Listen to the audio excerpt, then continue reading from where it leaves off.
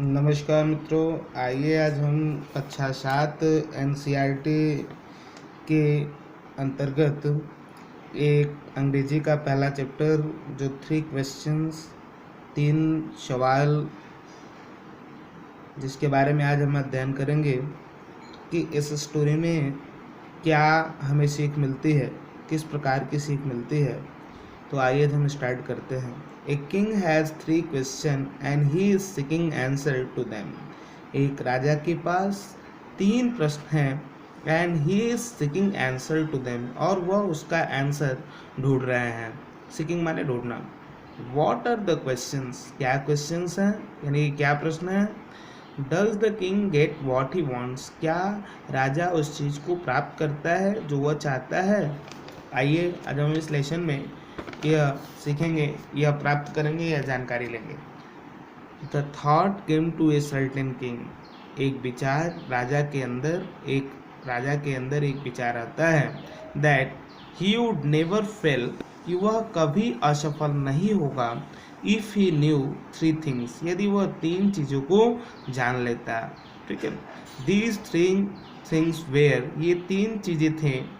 What is the right time to begin something, कि किसी भी चीज़ को समय अर्थात किसी भी चीज़ को शुरू करने का, आरंभ करने का सही समय क्या है। दूसरा था which people should he listen to, किन लोगों को उसे सुनना चाहिए और किन लोगों को उसे टाल देना चाहिए।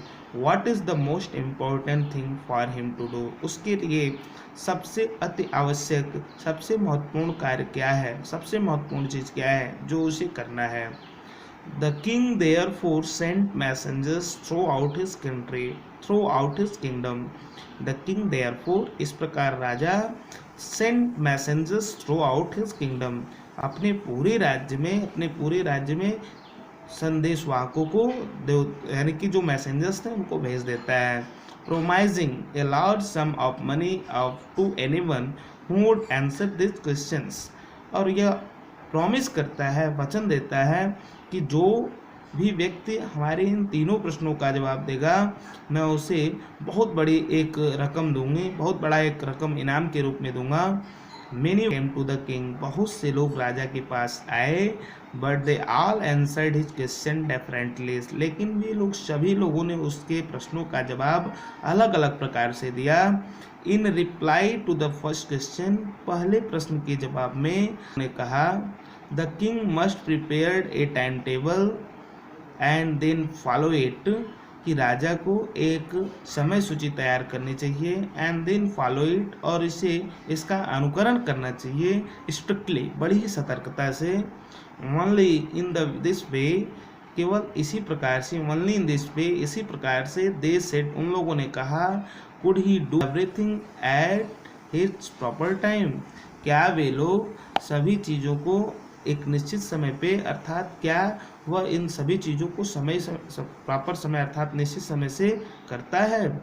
अदर सेड, दूसरे लोगों ने कहा, that it was impossible to decide in advance the right time for doing something, करा कि, और दूसरे लोगों ने कहा कि दैट इट वॉज इम्पॉसिबल, यह असंभव था, टू डिसाइड इन एडवांस, पहले से निश्चित करना, द राइट टाइम, सही समय, फॉर डूइंग समथिंग, किसी भी कार्य को करने का। मतलब कुछ लोगों ने कहा कि पहले से किसी भी कार्य को करने का सही समय निश्चित करना यह असंभव था। The king should notice all that was going on, राजा सब कुछ ध्यान देता, यानी कि राजा को सब कुछ ध्यान देना चाहिए। The king should notice all that was going on, जो कुछ भी हो रहा था सब कुछ ध्यान देना चाहिए।